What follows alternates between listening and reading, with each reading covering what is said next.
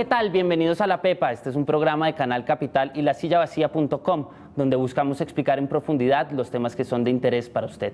El tema de los esquemas de seguridad en el país es muy costoso y por ende despierta mucha polémica. El presupuesto de la Unidad Nacional de Protección fue de 480.000 millones en el 2016, cifra que ayuda a entender la dimensión en términos presupuestales. Uno de los casos más sonados en los últimos días fue la reducción del esquema de seguridad del exministro del Interior, Fernando Londoño, que pasó de tener 24 hombres a 17. El caso prestó para que las redes sociales se desataran cientos de comentarios a favor y en contra, como por supuesto, y esto encendió una nueva disputa entre el uribismo y el gobierno. Mientras estas discusiones crecen, aumentan los asesinatos a líderes sociales que han pedido en todos los tonos una necesidad de protección adecuada para sus necesidades, un hecho que preocupa y que muestra los primeros retos fuertes, de los retos realmente fuertes para el posconflicto. Para entender cómo funcionan estos esquemas de seguridad, cuál es el impacto social y económico que estos existan y el rol de estos en el posconflicto, invitamos a dos expertos en el tema.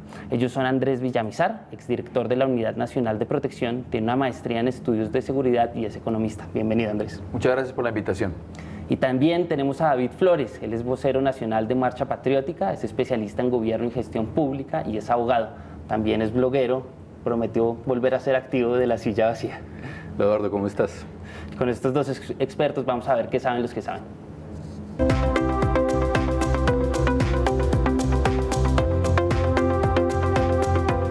Andrés, ¿cómo están funcionando los esquemas de seguridad hoy en día en Colombia?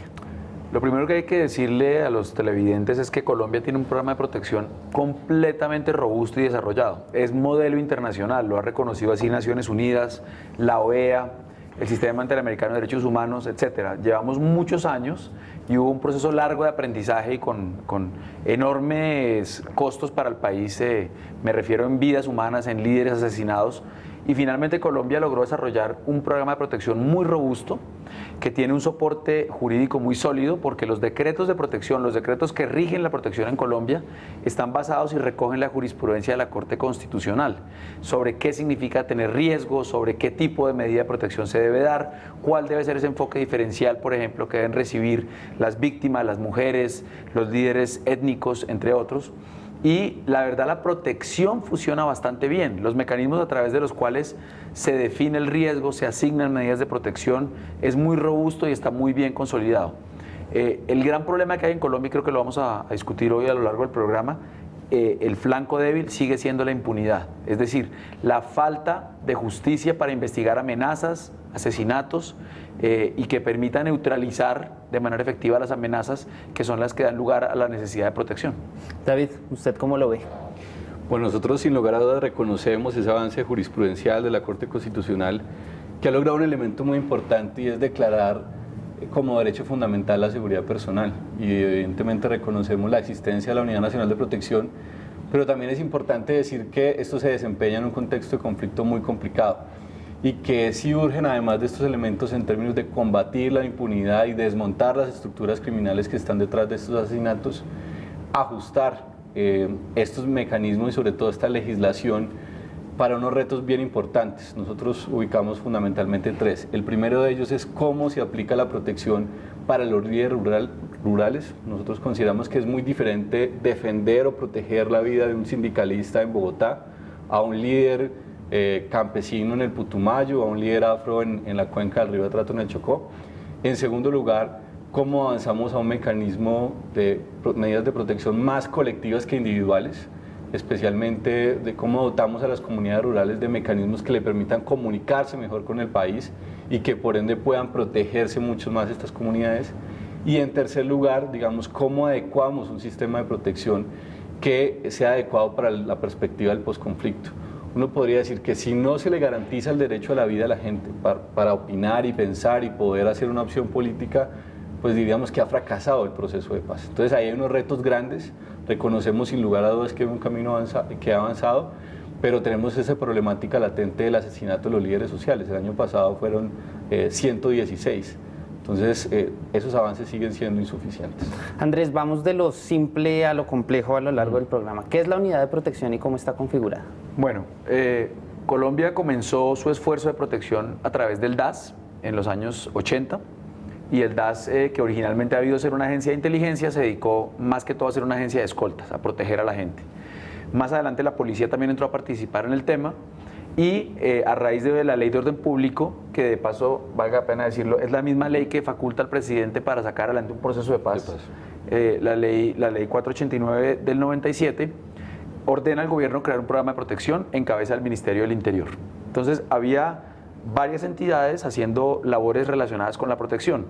Lo que se decide en el 2011 por parte del presidente Santos y el entonces ministro del Interior Germán Vargas Lleras es crear una nueva entidad que recoja todas las tareas de protección en una sola, porque además estaba liquidando el DAS en ese momento, y asume la nueva entidad, que es la unidad de protección, la labor de protección que hacía el DAS, la tarea de hacer los estudios de riesgo que antes hacía la policía y el programa de protección de líderes políticos y sociales del Ministerio del Interior en una sola entidad que elabora los estudios de riesgo, asigna las medidas de protección y se encarga pues de todo este sistema de protección de medidas materiales individuales a través de un presupuesto que se le asigna, que como ya mencionó la introducción del programa, bordea el $500 millones de pesos hoy por hoy y que ha ido aumentando a medida que han ido incrementándose las necesidades de protección.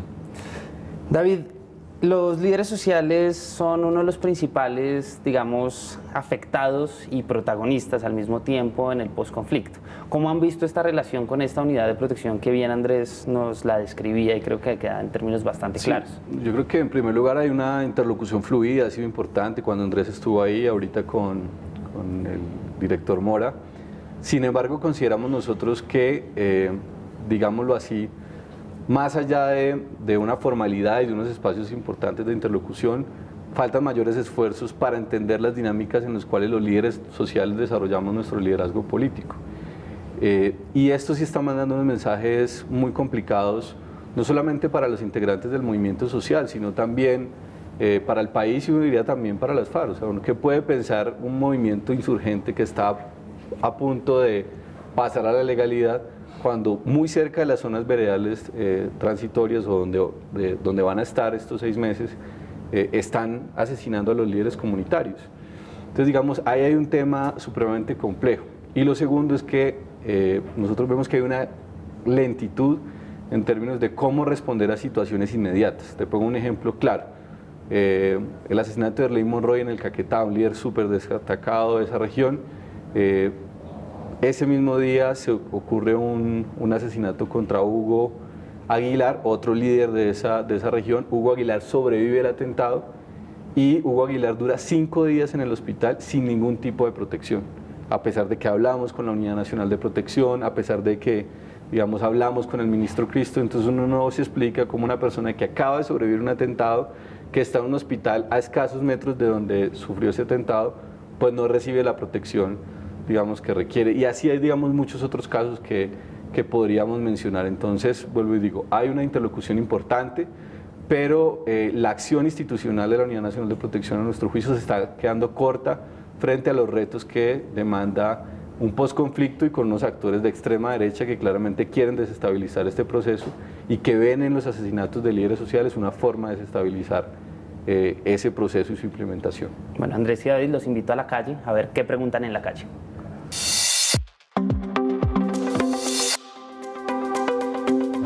Yo tengo una pregunta. ¿Todos los políticos tienen derecho a tener escolta? Andrés, más allá de si todos los políticos tienen o no, que sí quiero que lo responda, es cómo se determina quién necesita y quién no. En eso el decreto es muy claro, digamos, hay un grupo de funcionarios que tienen derecho a protección automática, es decir, en virtud de su cargo, que son básicamente el presidente de la República, el vicepresidente, los ministros, los gobernadores, los alcaldes y procurador, fiscal, contralor. Digamos, los altos dignatarios, las cabezas de las entidades tienen derecho a protección, esencialmente prestada por la Policía Nacional en cuanto a los hombres y mujeres que los protegen y su propia entidad en cuanto a los medios logísticos. Es decir, la unidad de protección en principio no participa directamente de la protección de estos altos funcionarios. Y me faltó mencionar senadores, representantes y miembros de las altas cortes. Esa protección la presta esencialmente la policía y esencialmente los medios físicos los presta la entidad a la que ellos están, a la que pertenecen. La unidad de protección esencialmente se encarga de proteger a los líderes sociales, periodistas, líderes sindicales, líderes políticos de oposición, etcétera, que no tienen esa protección en virtud de su cargo. Pero hay otros funcionarios que, si bien no tienen un cargo que les da derecho a tener protección automática, sí pueden estar en situación coyuntural de riesgo por algún tema. La unidad de protección hace un estudio de riesgo de estas personas. ¿En qué consiste ese estudio? El estudio de riesgo, y ahí también enfatizo, hace un desarrollo institucional y jurisprudencial muy importante, porque la Corte ha dictado parámetros sobre cómo se deben hacer los estudios de riesgo, con enfoque diferencial, como mencionaba David. No es lo mismo estar en zona rural que zona urbana, no es lo mismo ser afro que ser indígena o mestizo, etc.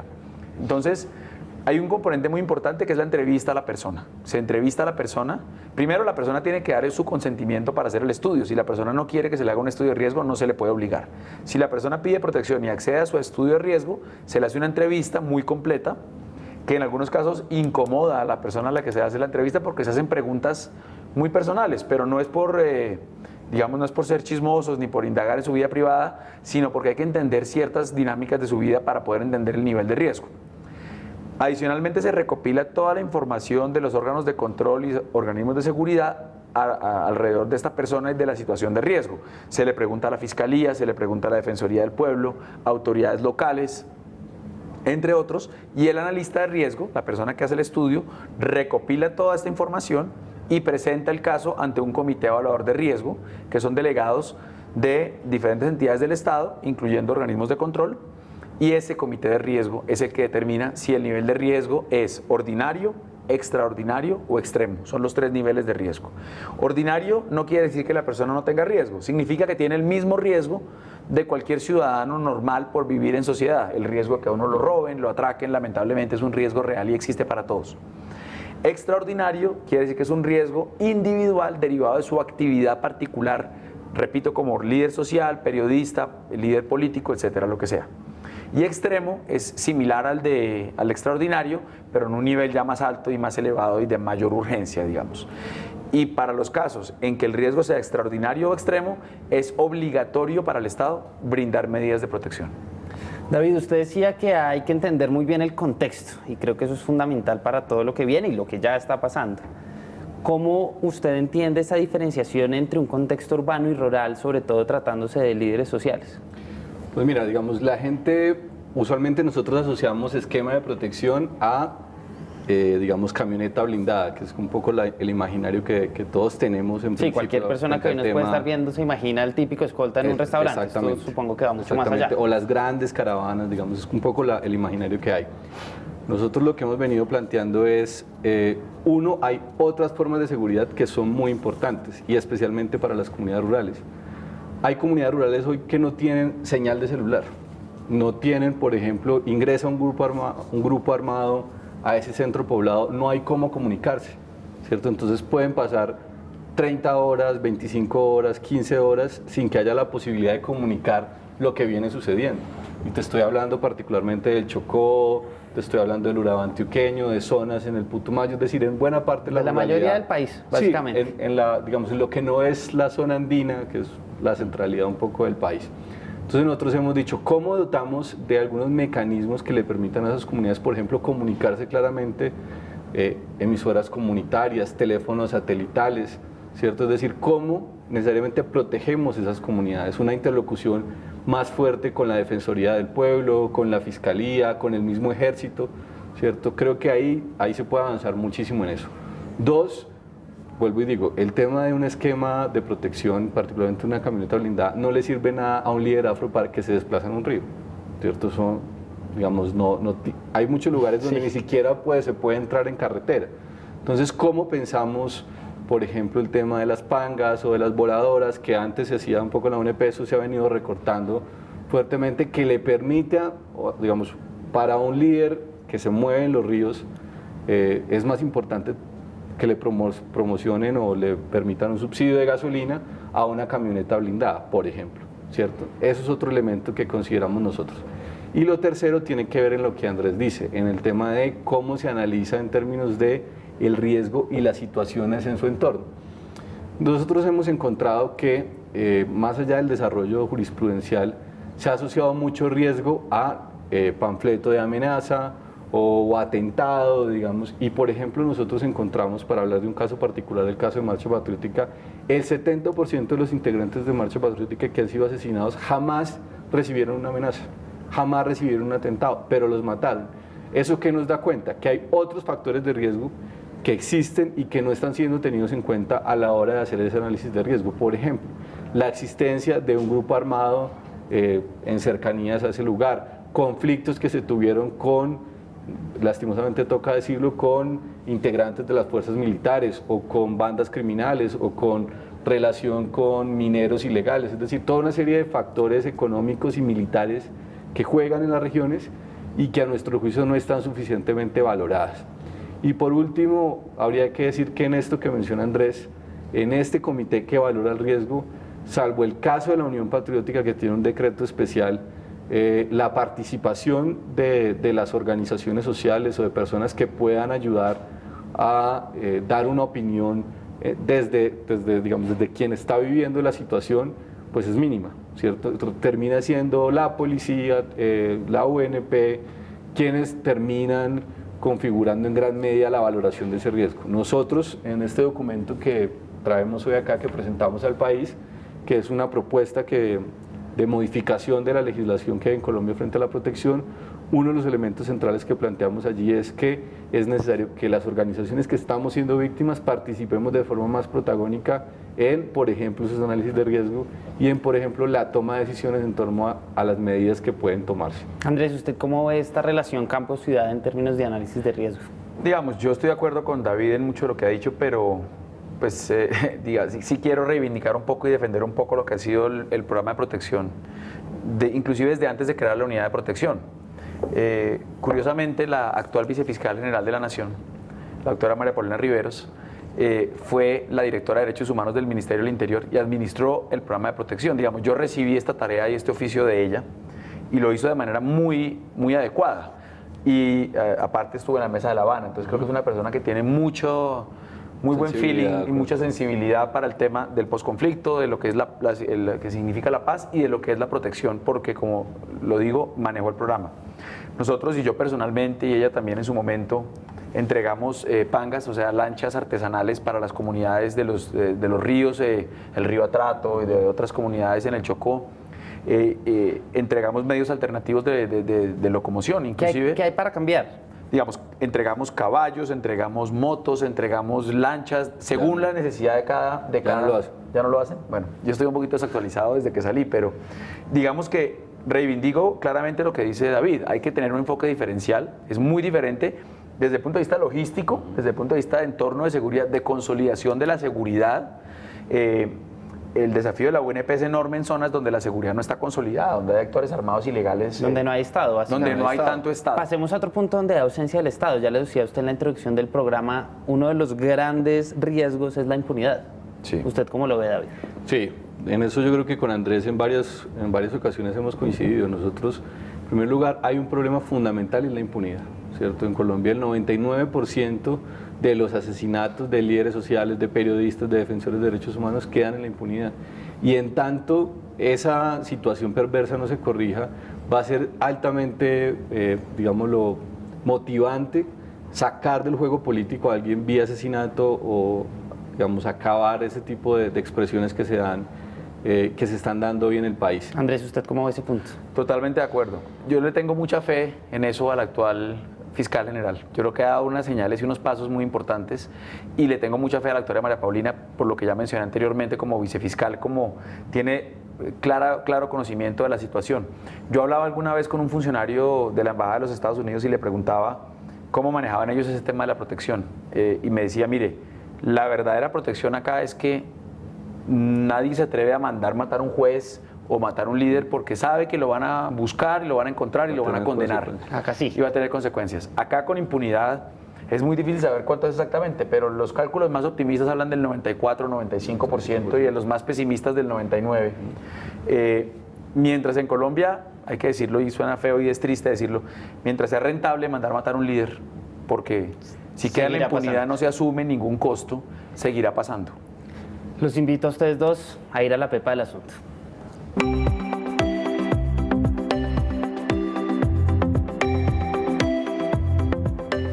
David, ¿cuál es la pepa de este asunto? Más allá de cómo determinar los sistemas de seguridad para que no maten a tanta gente. No, para mí la pepa del asunto está claramente en desmontar las estructuras criminales que están detrás de esto, que en nuestro juicio siguen siendo en buena medida estructuras de orden paramilitar. Hay muy buenas herramientas en el Acuerdo de La Habana, especialmente el punto 3.4 que establece la creación de una fiscalía especializada de desmonte de estos grupos, un cuerpo élite de policía que los persiga, un pacto político que separa la violencia del ejercicio de la política, y consideramos nosotros que si esos tres elementos se logran implementar, vamos a avanzar en mucho, porque aquí viene el segundo y es la impunidad, y es que compartimos esta idea de que en tanto siga siendo posible matar a los líderes sociales impunemente en el país, va a ser un fenómeno que difícilmente va a terminar. Y en tercer lugar, es vital que la protección se adecue a un esquema que tiene que ver hoy con implementación de acuerdos de paz, y que la centralidad de esos acuerdos de paz pasan por respetar la vida de la gente, pero especialmente por garantizar la vida de quienes van a implementar esos acuerdos, fundamentalmente en los territorios más apartados del país donde nunca ha llegado el Estado colombiano. Andrés, la pepa de este asunto y sobre todo en enfoque de posconflicto. Pues yo coincido con lo que ha dicho David, pero agregaría que es importante que en Colombia haya un cambio cultural, que se entienda que la protección es un tema, si se quiere, un mal necesario para personas que tienen alto riesgo, y que no sea visto como un tema de estatus político o estatus social el hecho de tener carros blindados y escoltas. Hay muchas personas que por muchos años requirieron protección por la situación de conflicto que vivió Colombia, porque se derivaba un riesgo de las FARC, y que pues a medida que migramos hacia un posconflicto, especialmente con este grupo guerrillero, pues ese riesgo probablemente ya desapareció y tienen que ajustarse esos esquemas, e igualmente va a ser necesario, tristemente, para que no se repitan historias tan terribles como la que se vivió con el M-19 o con la Unión Patriótica, proteger a estas personas que van a dar el tránsito de la vida armada a la vida política. El fin de cualquier proceso de paz es que los actores armados se dediquen a hacer política y que defiendan sus ideas en la arena política.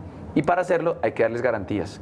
Y la única forma que la paz será estable y duradera es si le damos adecuadas garantías de protección a estos nuevos actores para que puedan defender sus tesis en la arena política, igual que los demás actores políticos en Colombia. David, ese tema cultural es muy interesante y quisiera que usted nos ayudara a profundizar en eso.